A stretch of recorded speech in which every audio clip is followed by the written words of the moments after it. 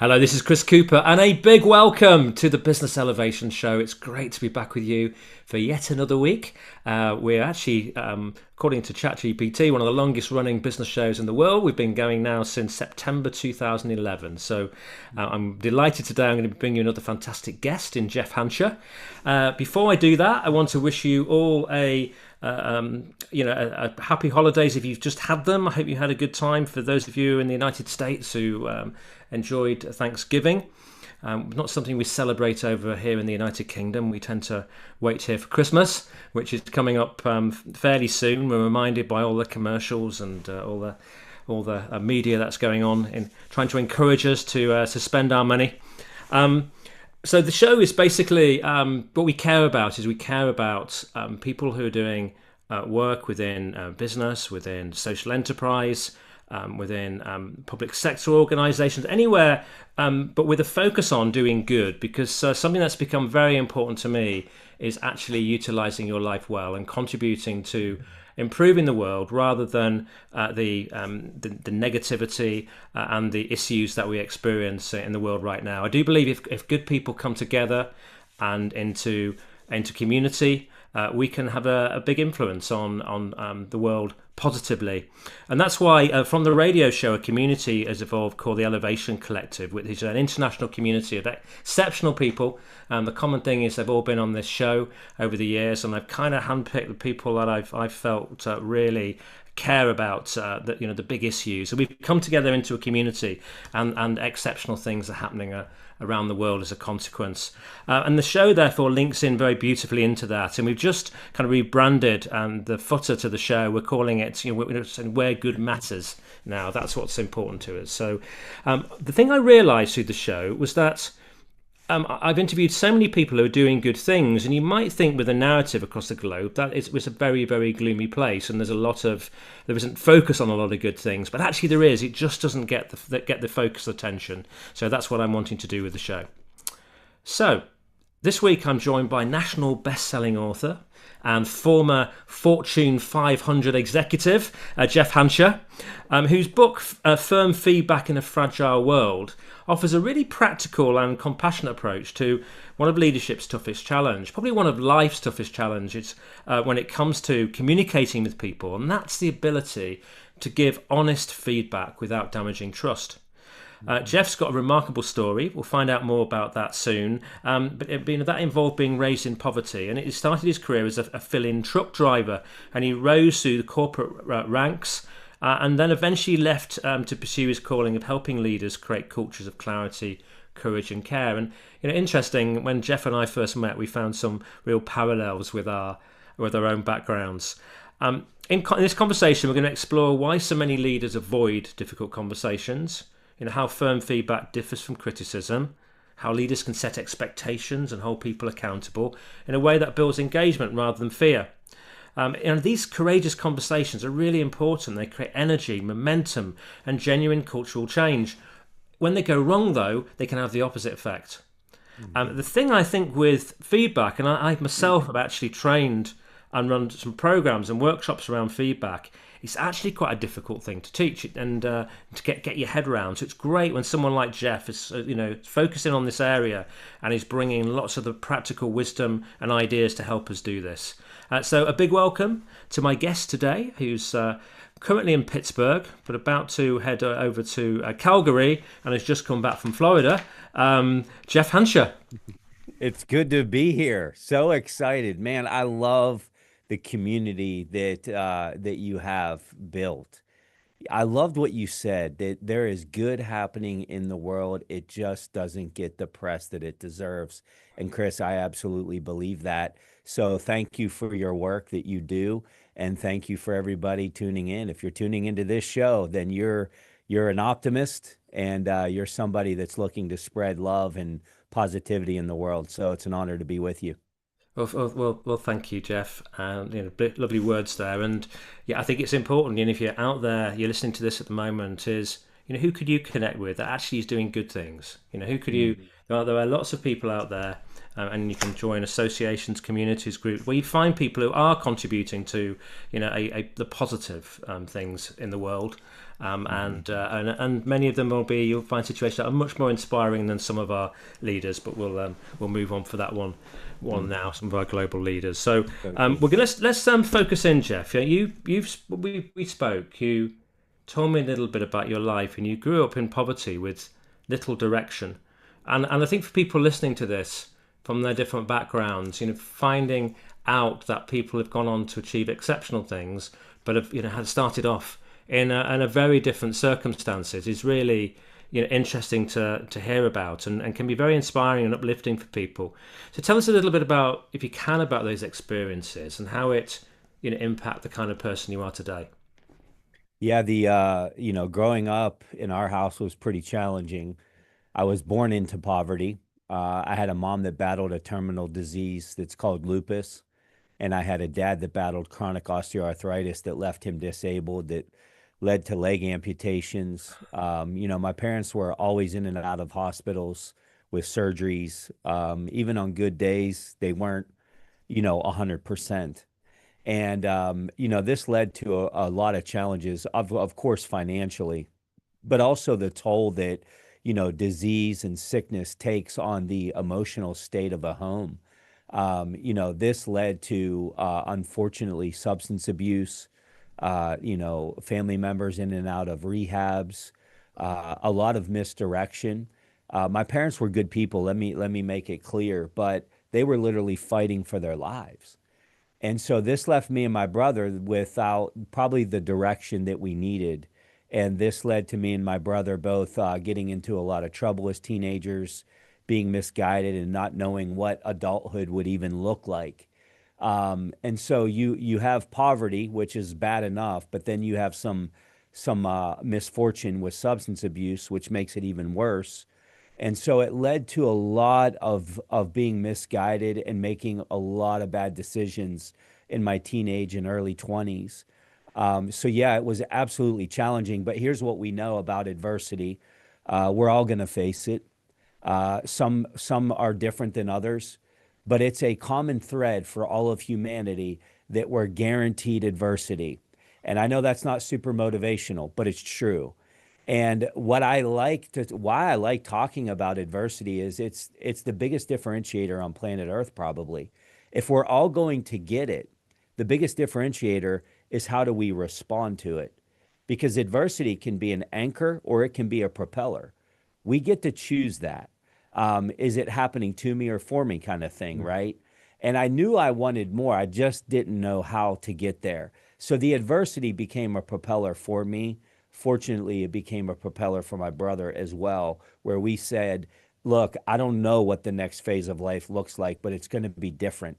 And we set out to make that happen. So I want to encourage anybody that might be listening that's going through it, maybe not even to that extreme. This adversity has an opportunity for you to propel into an amazing story and serve other people. And that's the mission that I'm on today. Fantastic. And was there a moment that kind of pivotal moment that changed for you? Because actually, when you're in that situation with your parents, and I guess there's a lot of the energy would have been very sapping in your household. Mm, And probably a lot of distress, and you feel that, don't you? You take some of that on board yourself, which is no wonder oh, that yeah. you experienced uh, challenging times yourself and trials. But was there a moment, or was there a person that you met, or what that put you on a different trajectory? Because you can go Yeah. down, can't you, with this Yeah, there spiral were down? many pivotal moments. What we know when challenges hit is you have options. You can change your perspective of your mind, or you can change your environment, or both. I accidentally changed my environment.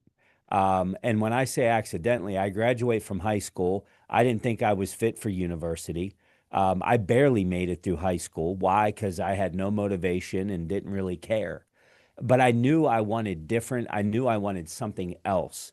And so I felt like the military was a good fit for me. Mm. So I enlisted to be a U.S. Army soldier. And I went on my first commercial flight ever and landed in Fort Jackson, South Carolina. And that was a pivotal moment for me for a couple reasons. One, it changed my environment. So I knew that the world was different outside of the chaos that I was in. It brought a tremendous amount of discipline that I needed desperately. And it brought tremendous amounts of structure that I needed desperately. And the other thing that it gave me, which is maybe the eighth wonder of the world, it gave me purpose. Mm. Purpose is a driver of success. You know, Simon Sinek tells us people will work for their what, but they'll die for their why. I believe that's true. When there's void of purpose, you lack motivation. But when you have purpose, all of a sudden you feel like you're not forced to do something. You're engaged in it. You're not compliant doing it. You're engaged in doing it. And when I went to the military, I felt like I served purpose and I had the structure. I had accountability. By the way, drill sergeants, they give a lot of firm feedback. And Mm. boy, did I need it. That was certainly a pivotal point, and there were many, many others. But that was a catalyst early in my adulthood. Yes, yes. And do I'm just interested in terms of that. Do I see you see films about people going through the military and through their training and all the experiences they have, and sometimes the feedback is to the point of being very cruel, actually. Mhm. And what's your thought on that? Is there a line that shouldn't be crossed? Yeah, I think the military is an exception to what normal is for sure, because most of us as business leaders aren't preparing people for literal war, No. right? The unique thing about the military is they get all walks of life. You have elite wealthy to guys like me, poverty, to different ages, to different races, to how they were born and grown up in their environments. And these drill sergeants literally have to break everybody down to a level playing field so that they can build them back up into what a military soldier should be. Mm. And so I am in full support of it because what comes out the other side of this strategy is confidence. And one of my favorite quotes, Chris, is this: if you lack confidence in self, you're twice defeated in the race of life. But with confidence, you have won even before you begin. Meaning, when you have this level of confidence, you feel that you can do things maybe that you've never done before. And, you know, in the military, it might be running a 3 mile run that you've never done before. It might be shooting a rifle at a target, open sights at 300 yards. Mm. It might be going into a gas chamber, uh, can't see, coughing, snot everywhere, and coming out of that and feeling empowered that you made it, you did it. And then there's the 12 weeks of basic training of reaching muscle failure from push ups. And you really come out the other side with this level of confidence that you can do things that you've never done before. And by the way, big purpose because we're defending freedom.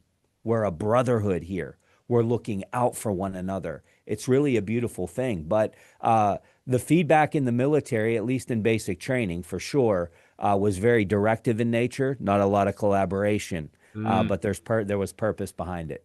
Yeah. So you in the military. I mean, did you see conflict while you were in in the military? Did No, you go and say ironically, so?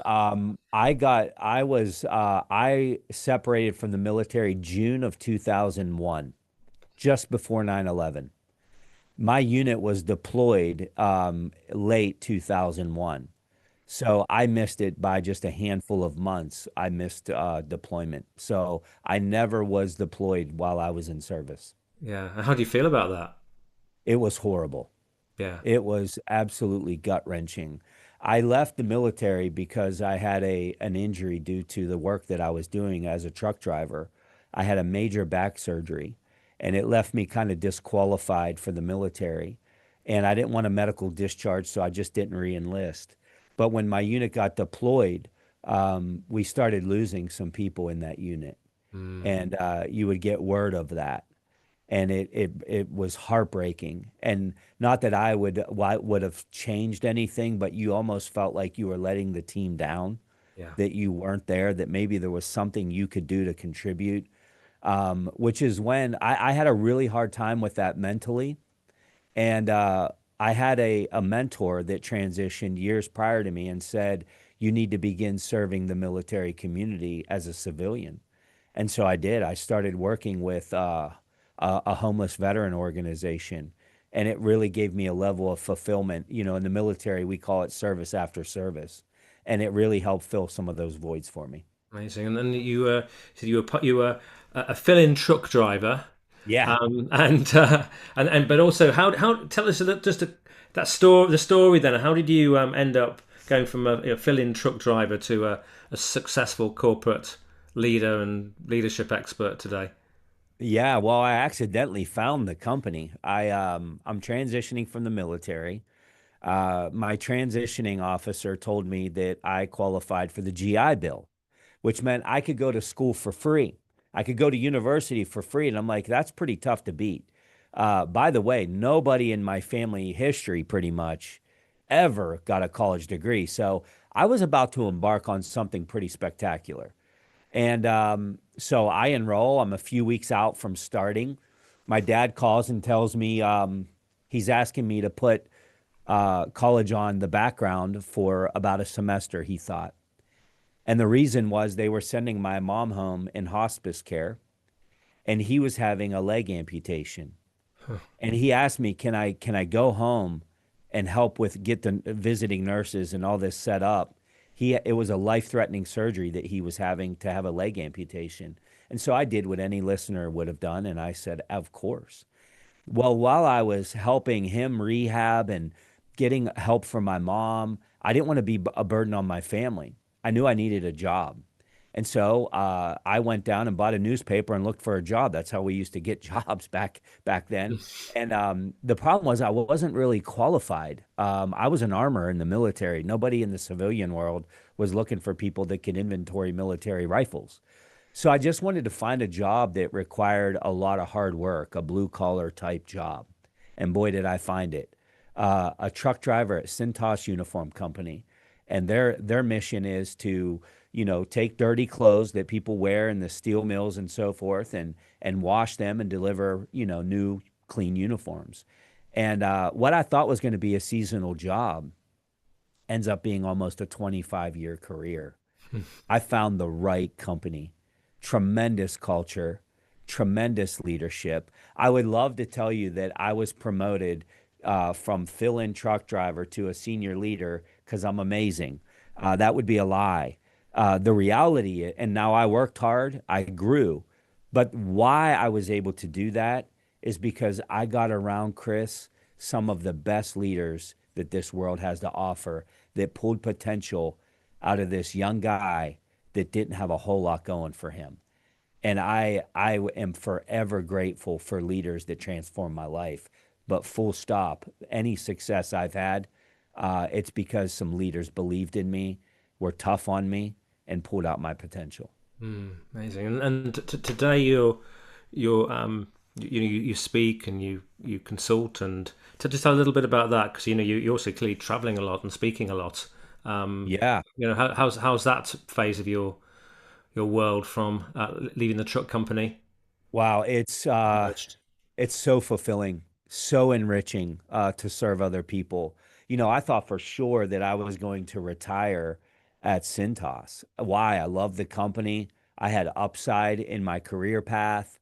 But I started a podcast early 2019, a leadership podcast that I thought was simply going to be a tool that served the local church that I attend, the staff and volunteer leaders and so forth. And this podcast really took off. People were responding to it. I was getting LinkedIn direct messages. And this led me to kind of this side hustle of doing a little bit of executive coaching and doing some leadership workshops on the weekends. I became so fulfilled doing this. and realized, man, there's some things that I have that the world needs to hear. I was oblivious to that. And I thought, man, this would be the most amazing thing if I could spend the rest of my life equipping leaders to do what other leaders have done for me. And so in December of 2019, I took that big, scary leap and decided the rest of my waking life, I'm going to dedicate my mission to helping others reach their potential and help leaders lead with bigger impact. And so we're coming up on the 6 year mark, actually next week, that I've had the opportunity to go around and do keynotes and trainings and workshops, and we're having the time of our life. Fantastic, fantastic. And you had a big speech this weekend because your son got married, didn't he? So congratulations. Yeah, we got a new daughter-in-law, and that might have been my most nervous speech of my life. Was giving the speech at the wedding, but man, it was beautiful. Fantastic. Congratulations. Thank you. And so you've written this book, Firm Feedback in a Fragile World. And we Yeah. probably understand now where firm feedback comes from Yeah. the military background. Why is this message important today? Wow, I may be biased, but leadership is very challenging right now. Very challenging. I mean, quiet quitting, we've all heard of it. It's costing the global economy upwards of $9 trillion a year. Poll after poll, survey after survey is telling us there's a gap between feedback and effectiveness.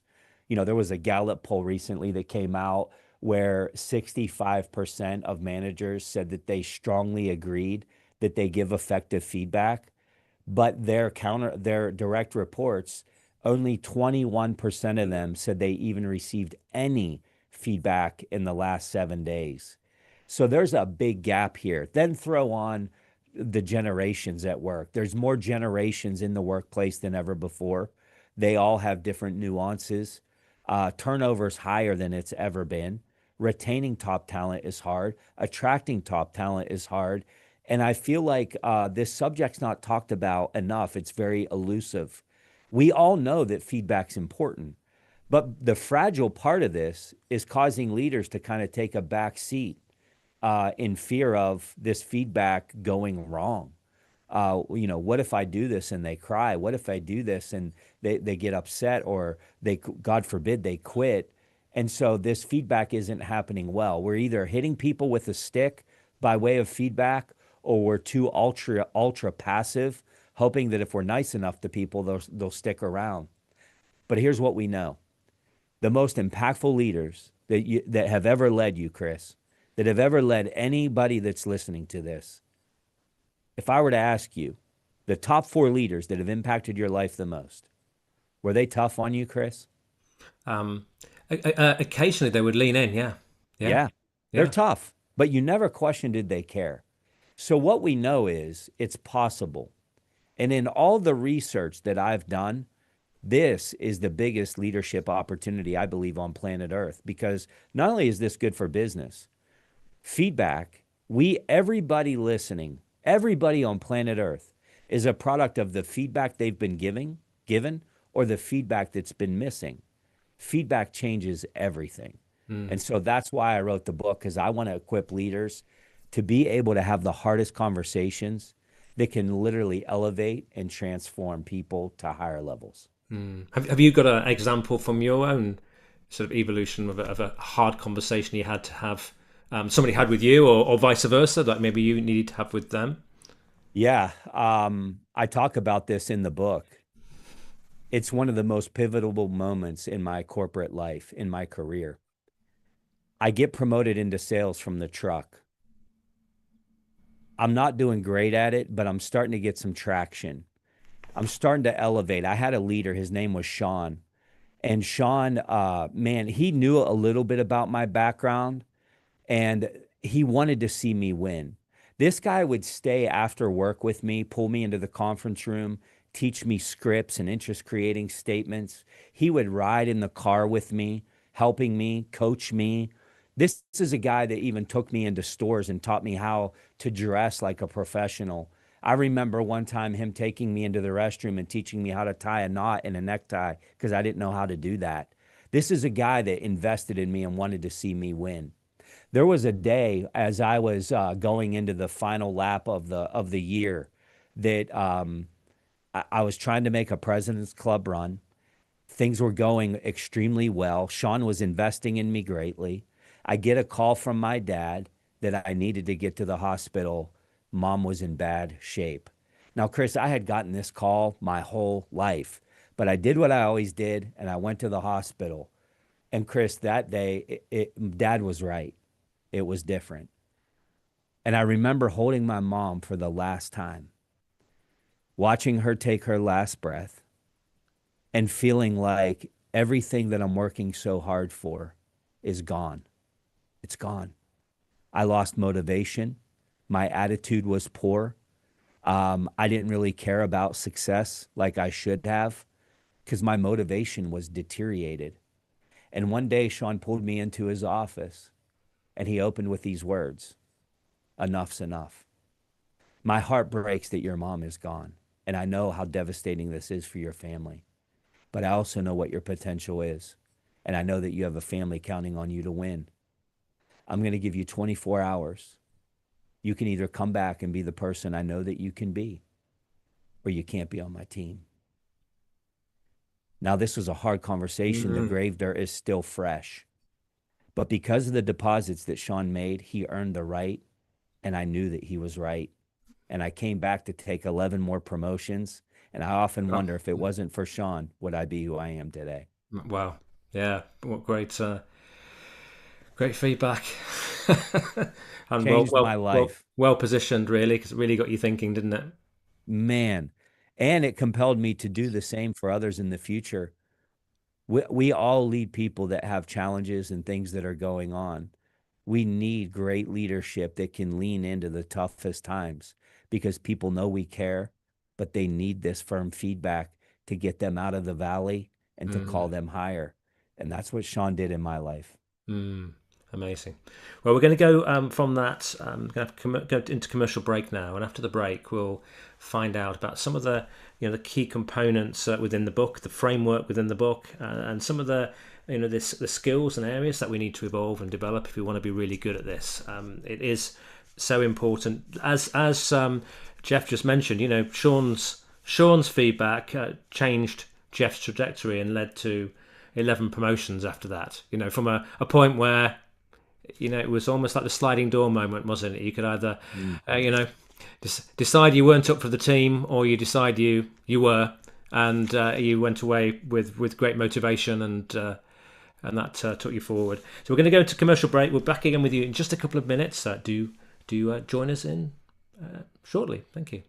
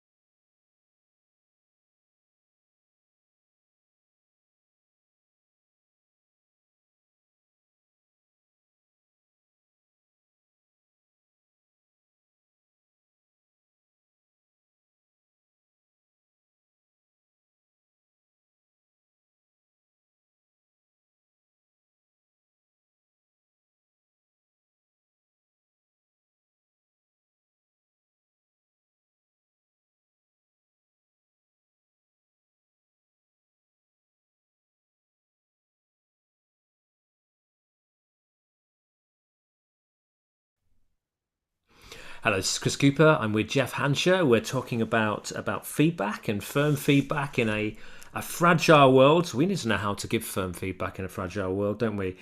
Before I just we just go into this conversation further, I want to just say a thank you to Dov Barron. Dov is a fantastic joint connection of myself and Jeff. He's a podcast host. He's a speaker. He has expertise in something called the emotional source code, and he very kindly introduced us. So thank you, Dov. We appreciate you. Yes. So Jeff, tell us a little bit about the framework. I imagine there's a framework in this book for feedback. Yeah. What does that look It's like? simple, not easy. Simple is expectations, feedback, accountability. This is the framework. And they are, yes, they are in that order. When I studied this, I studied about 6 years of succession planning notes that I took from my corporate life, hundreds and hundreds of people that we would review and figure out what is it that would hold them back from leadership impact or being promoted into leadership. And it came down to two things. It came down to emotional intelligence or a lack of challenging conversations or accountability. Mm, And so I started really looking into this subject when I was wanting to serve leaders. I felt like emotional intelligence was talked about quite a bit, but this subject seemed a little more elusive. So I started studying this dynamic of why is this a problem for leaders? And so I started thinking about some leaders lean on this side of they have no problem holding people accountable. And so they'll tell you how it is. Matter of fact, they'll tell you that they're going to tell you how it is. Very direct in nature. Why that doesn't work all the time is because they haven't earned the right to do it. mm, Earning the right to give feedback is by setting the table with clear expectations. That has to come first. Now you have the other leader that's more on the passive side. They're great at setting expectations. They'll onboard new team members. They'll tell them exactly what they need to do, tell them exactly what it's supposed to look like, tell them why the expectations are good for them. But as soon as that person veers left or veers too far right, that passive leader misses the accountability piece. What we know is these three things in unison is the framework for healthy feedback. mm. Expectations first, then feedback, then accountability. All are necessary to be an impactful leader. And how do you do this in a fragile world? Because that's in your in your book. The world at the moment is a lot of people are feeling very sensitive. They're feeling very shaken up by what's going on at a global level, but also at a personal micro level. Yeah. Certainly in the UK, it's very unsettled here at the moment. We Oh, yes, just come it out of a is. budget, and we've been hit with more tax, and we can't see how on earth that's going to lead to growth. It's just really really frustrating for many. At the moment, there's a lot of people really struggling right now, having an inflation, etc. So you're in the workplace, and then someone wants to give you some feedback. So Oh, yeah, you're feeling fragile already. already. Yeah. It's a fragile workforce that we're leading. All the things you mentioned, and then let's add on somebody got a bad health report. Yeah. Somebody is going through a divorce. Somebody just got told that their mom doesn't have long to live, that their child is addicted to drugs. This is the workforce that we're leading, by the way. Everybody goes through challenges. These are the people that we are leading. I'll answer the question, but before I do, I want to give an analogy that I think will resonate with the listener. And Chris, if you would oblige, I'll use you as the role play. Let's vision that Chris and I we're going to be going to a business convention in Las Vegas, and we're going to have a table there, and we're going to be telling all of these business people about Chris's amazing community. And Chris and I are planning our marketing and our elevator pitch and how the table's going to look, even how we're going to dress, because we want to make a good first impression. And you all know from listening to Chris all these years, he is a man of excellence. And so we close down this meeting, and I say, Chris, as we're walking into that show in a couple of weeks, if there was anything, for example, maybe your breath didn't smell good as we were walking in, would you want me to let you know? Yeah. Okay, fair enough. And I thought you'd say that because I know how important excellence is. And I know how important first impressions are because these people, they're going to be meeting us for the first time. And I know how important your brand is to you. So I'm committed to letting you know if that happens. Yeah. Fast forward 2 weeks, Chris and I are walking into the convention center. Chris is on his third Starbucks in the morning, and I can smell the coffee. It's strong, even a little offensive. And I pull a mint out of my pocket and I say, Chris, a couple weeks ago, you asked me to let you know if your breath wasn't fresh. And it's not. But good news is I have a mint and I hand you the mint, Chris. What is the first words out of your mouth when I give you the mint? Thank you. Thank you. Now, check this out. I'm at a store buying a snack and a drink. And there's a guy behind me in line that I've never met before. And I smell the same exact coffee breath that I smelled in your example. And so I turn around and I look at this guy and I say, Sir, I just wanted to let you know your breath stinks. Now, I might get punched. Hmm. I might get told, Who are you to tell me? I didn't ask you. Now, here's the interesting dynamic here. In both scenarios, the data is exactly the same. It's the same bad breath. In one scenario, I've earned the right Yeah. to tell you, and I get a response of thank you. In another scenario, I'm fixing a broken nose because I didn't earn the right to tell this guy. See, the goal of leadership is not to be right because that guy that was behind me in line, I was right. His breath stinks. I'm right. Mm. That I'm not effective. We have to be effective in this, which is why effectiveness in leadership, it's spelled like this: TIME. This is that feedback piece, but it's got to start with expectations. One, do they know the expectation? Have they been adequately trained to meet or exceed the expectation? Is the expectation reasonable and fair based off of collaborative dialogue? And then the big one, do they understand why the expectation is good for them? Not your balance sheet, not your company, not your competitive advantage. Nobody cares as much as you about those things, by the way. Why is meeting that expectation good for them? Mm. So once the expectation is set, then we can move into feedback. And feedback should come on a cadence. I get called into companies all the time, Chris, that say turnover's higher than ever. Our year over prior results are horrible. I go through a battery of about 5 questions to find out where our opportunities are. And one of those questions is this: Is everybody on your payroll, do they have a routine check-in with their leader, not to exceed at least once a month? And the answer is almost always no. My follow-up question is, why is that not happening? Number one answer, we don't have time for that. Well, then you need more leaders and you need to reprioritize because it's in these one-on-one connections that SMART goals are being created and followed through. Training and development is happening. Individual development plans are happening. When we're doing this, combined with expectations and now helping them achieve their goals, whether it's a can't do or a won't do, when they miss the expectation, despite the feedback we're giving them, we now have earned the right to go to the third step, which is accountability. Yeah. And then in those one-to-ones, you're building the relationship, aren't you? And you're building that right. No doubt. Think about what I said about Sean. He would pull me into a conference room, just him and we would role play until we were both tired. This is a guy that would jump in the car and ride next to me while I was driving, ask me how my wife was, ask me how my parents were. Sure, we would go into a sales call, and as soon as we got in the car, he'd always ask me the same question: How do you think you did? And I'd say, Oh, I think I did great. How do you think I did? Not so much. Here's what you need to fix. He was giving me time, and what he was doing was he was empowering me, which built what? Confidence. And I'm thinking, now I'm empowered and confident. And you know why I am? Because of this guy. And then he starts making personal deposits, teaching me how to dress, teaching me how to tie a tie. This transcends job description. So when it came time to have a tough conversation, I wasn't angry. I didn't like hearing it. I just wanted to be mad. I just wanted to be unmotivated. But he knew I couldn't stay there.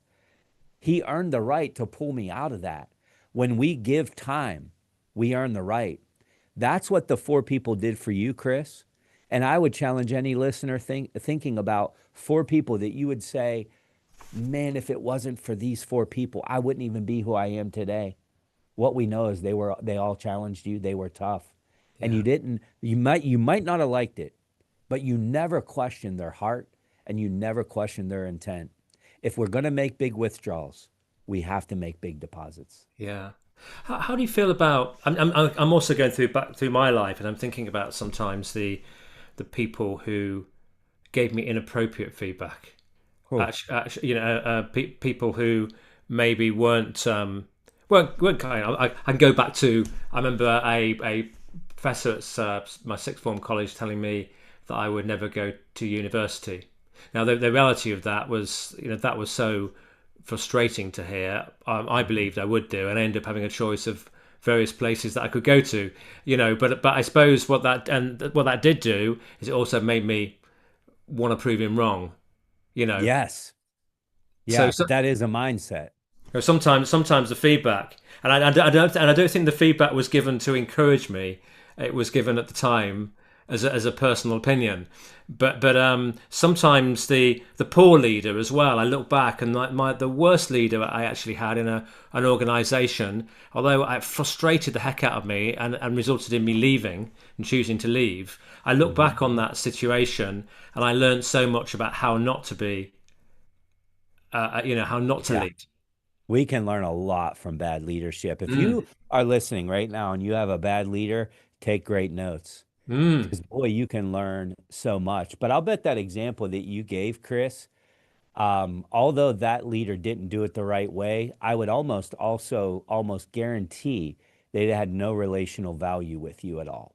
No relational no, value or no, very little. no. You have two amazing boys that you call sons. Mm. And I don't know.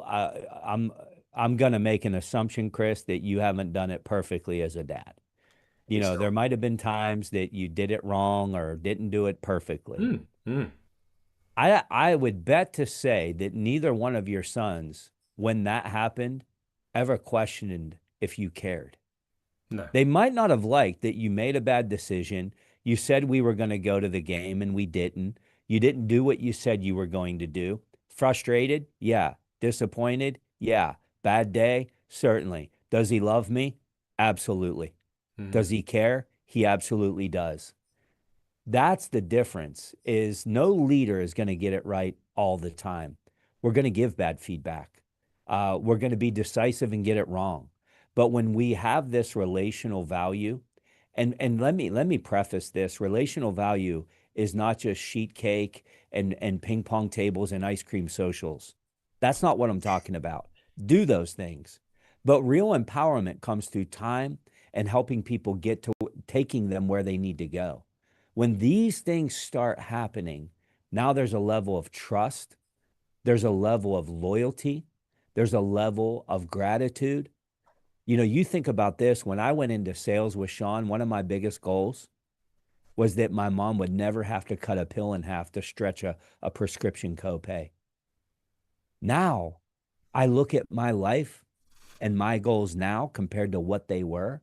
How mm. did I go from just trying to get the bare essentials to where I am today?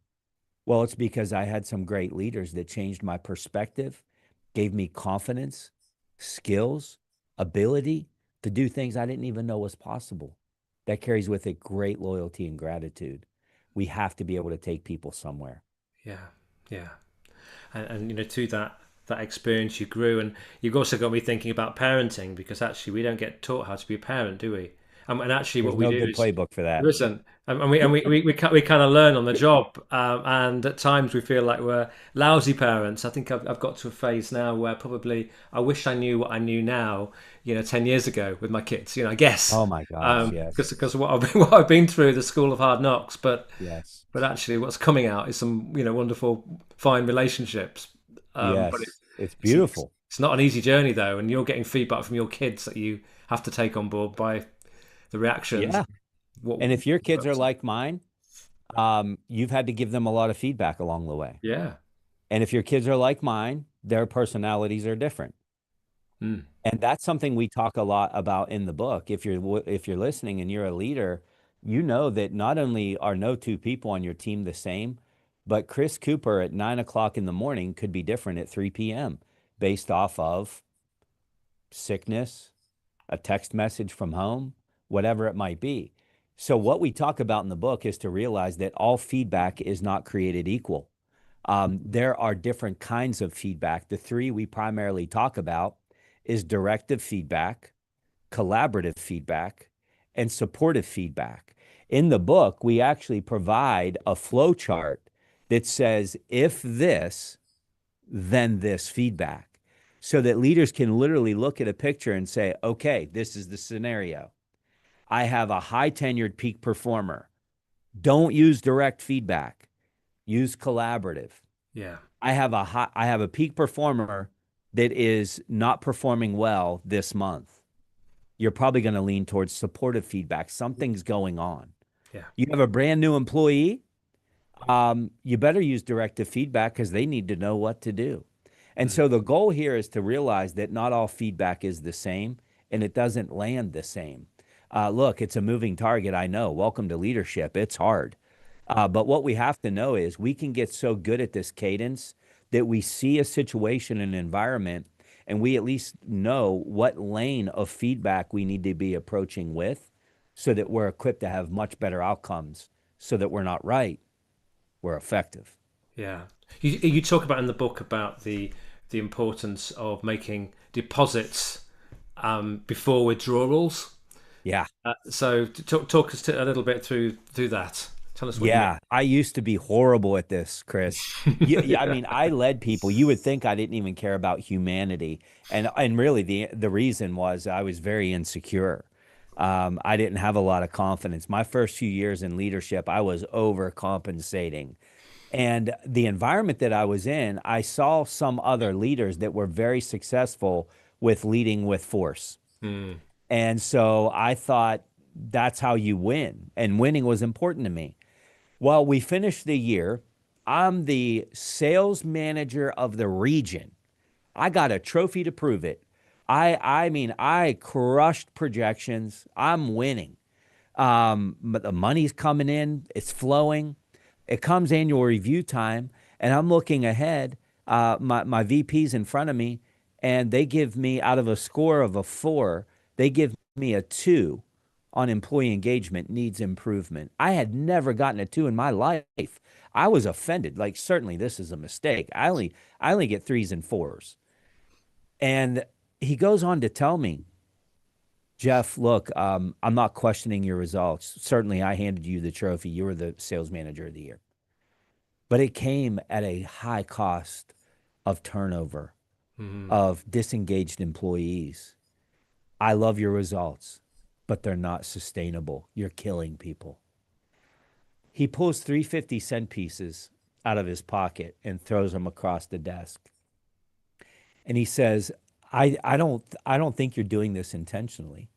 I just don't think you're aware of what you're doing. He said, you need to catch more people doing things well and be intentional about that. He said, this isn't a suggestion, it's a job requirement. Every day that you leave your house, I want these 350-cent pieces in your left pocket. Your day is not allowed to end until all three get in your right pocket.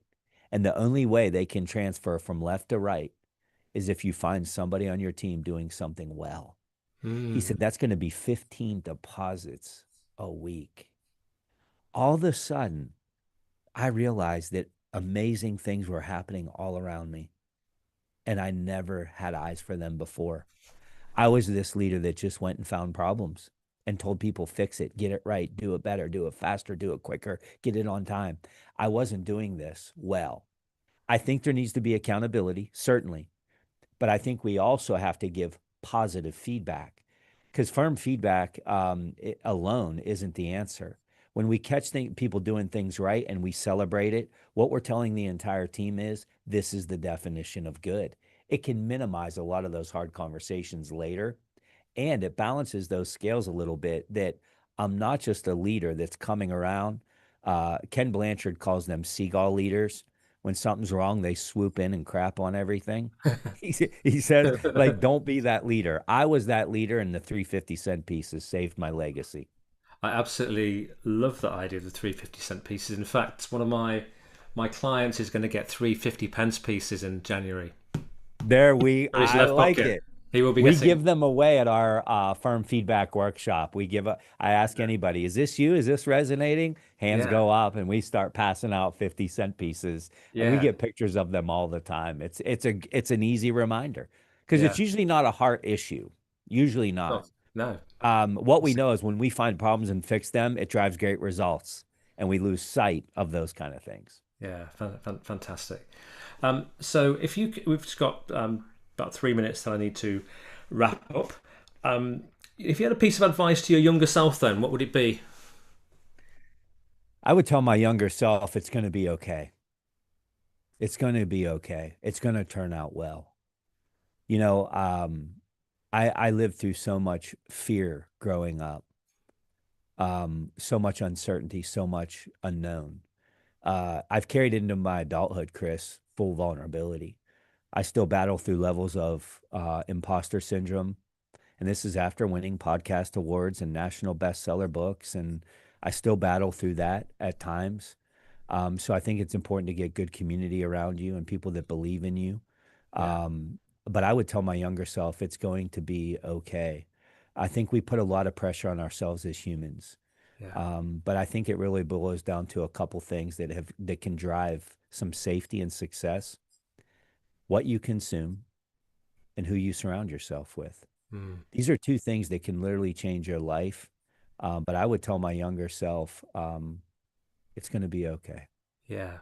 That's beautiful. And by the way, I always say with our community, um, that because people feel imposter syndrome when they come into it, and I say actually, so, I'm not sure whether I'm quite good enough or what have you, but actually, imposter syndromes is a requirement Yes.